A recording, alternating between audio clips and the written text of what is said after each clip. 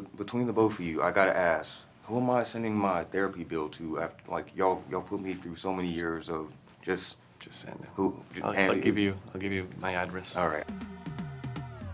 Kirill, thank you so much for giving me some of your time. Had an absolute blast with the film last night. So my first question is, you started off like with a degree in physics and nanotechnology, and like how do you go from that to being now making your Hollywood film? That's a cool question. It was a hard conversation with my parents. They expected me to go and get PhD and be a scientist, and they're like, nah, I want to be a filmmaker.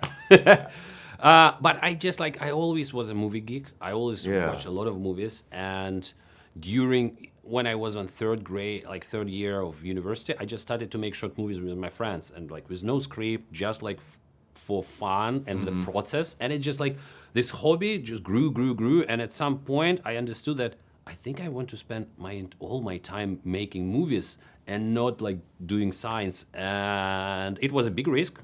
But luckily it worked out. And it paid off. And just speaking of that, so just as you started making these films, how did we go from this one running joke with your wife of like talking about a haunted house and stuff, and to making that like, hey, I think we should make this a movie? Like, how did you go from like that, making it a running joke, to now? Yeah, it's like so there's like this situation with this apartment and hole happened, and I just like, I think it's a story, and Alex loved this idea. So we like started to discuss it, like, okay, we can do horror movie, and it's literally starts like Rosemary's Baby, but we don't want to follow the classic tropes. We want to basically break every single rule horror movies have, and we want to play with audience expectations, and we want to pretend that it's one movie and then just like rip the mask off and like show that it's fully different movie, and that was like so much fun to just play with that. When you every 10 pages you just fully turn it upside down, and you think it's this, no, it's this, and then you think it's this, no, and everything you know about character is fully wrong.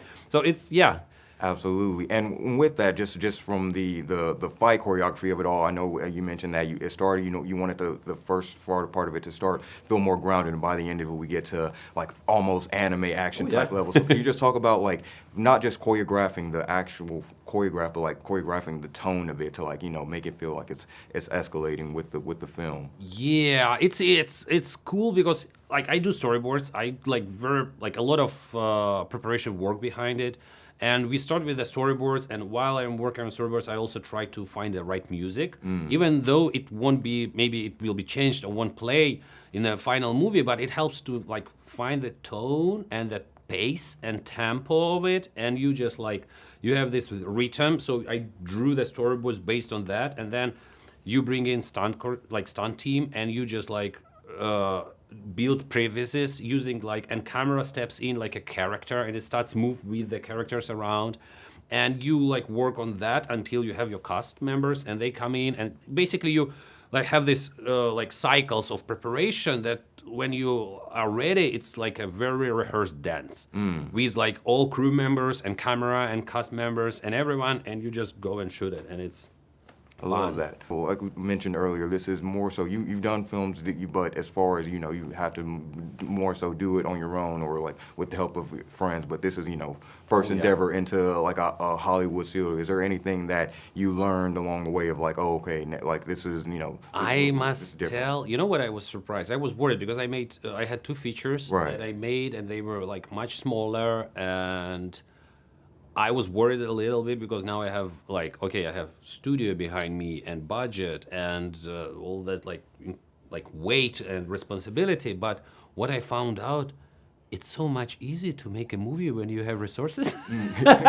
When you can actually hire like top type professionals to help you, and when you have a like gang of people who believe in you and support you, it's just like it's awesome. It's like when we were shooting and making this movie, I still think it was the happiest time of my life. Wow. And I just like put all myself to make it like work, and I hope people will enjoy it. I mean, listen, I had a blast, like a banger from start to finish. Like as far as like the expectations, not thinking where things are going, boy, like on the edge of my seat. Thank And I was in the crowd. I feel like I was talking a little bit too much. I was like, damn, I'm right there with it. But just want to know also Barbara and Andy. I just spoke to them, and they like if I could tell that they were like they really felt and believed in the project. So I'm glad it so felt like a much. match made in heaven with y'all. So I'm glad to see. Cannot wait to see what you do next. And also, yeah, you just like the movie. You like nowadays it's so difficult to make original movie because it's like by high risk and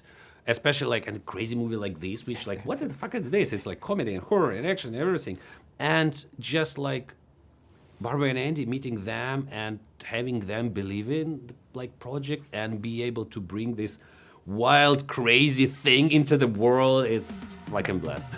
Congratulations on the film. This is your first release with Nocturna. So can you just talk about coming in as producers? Can you just talk about what made you feel like this was the film that you wanted to make your initial release for your company with? It's quite easy. We read the script and it blew our minds, and then we met the man behind it. Well, it's Kirill Sokolov wrote this idea of his into a script with Alex Lidback. And soon after we saw his movie, his first movie, Why Don't You Just Die? Yeah. That was a perfect, proof like of what the potential of this script would be, and it was pretty instant. We saw it. We wanted to see this movie made, and the only way to see it made as fast as possible is if we produced it. Oh yeah. Yeah. And with that, can you just talk about like as from you director, you've been producers before. Can you talk about what the hands-on approach is especially when you're working with somebody that's making their feature directorial debut with like a Hollywood movie studio versus them just doing it themselves? Well, in this case, it was about protecting him and protecting his vision.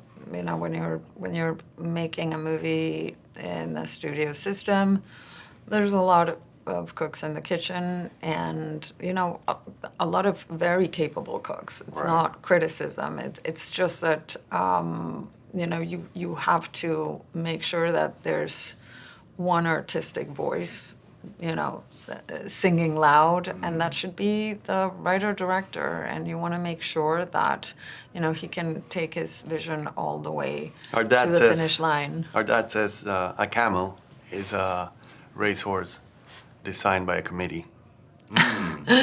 So you gotta make sure we don't want to make camels. Right. We I want love racehorses. that. We want racehorses out the gate. Yeah, I love that. Love that. Thank you. So we wanted to, as Barbie said, protect the instincts, the vision of Kirill, which is roughly what Guillermo del Toro did with us. Guillermo del Toro was a protector of our vision of Mama back in the day. Love that. So Damn. now we're doing it. Now you're passing the torch. I love that. And just with your studio and your production company in general now, it's like, what are you guys hoping to make in the future? What market are you trying to fill with the horror that you're trying to bring into this gap? Because again, y'all owe me years of therapy from what y'all been. Yeah, I think it's not one thing. I think we're leaning towards branching towards every possible like subgenre within the field of horror. Love it. But basically like welcoming like new directors or directors that need support for the bigger leap. Yeah. But it's gotta be mostly, I mean, Dorian and I have to know, we just want to make movies that we want to see. Love That's the baseline. Last question. We're talking to the geeks. Can you tell us what you're geeking out about right now? Movies, anything. What are you geeking out about? It can be about this film. It can be about anything. But give me one. Wow. Okay. What are you? We've been pretty focused on our stuff as of late, and that when you're very focused on your stuff, it's hard to really geek out on other things. But I love The Ugly Stepsister. I don't know if you saw that. I haven't. Now you put it Oh, on. it's a great movie. All right, It was it penetrated the membrane of Hollywood industry, and it ended up being nominated for best makeup in the Oscars. Well, now, after this, I'm about to go watch it. Thank you guys for putting me on. You have a great rest of your day, and I cannot wait to see what you guys do next. Thank you, Dorian. Thank you, Dorian. But between the both of you, I gotta ask, who am I sending my therapy bill to? After, like, y'all put me through so many years of just Just send it. who. I'll give you my address. All right.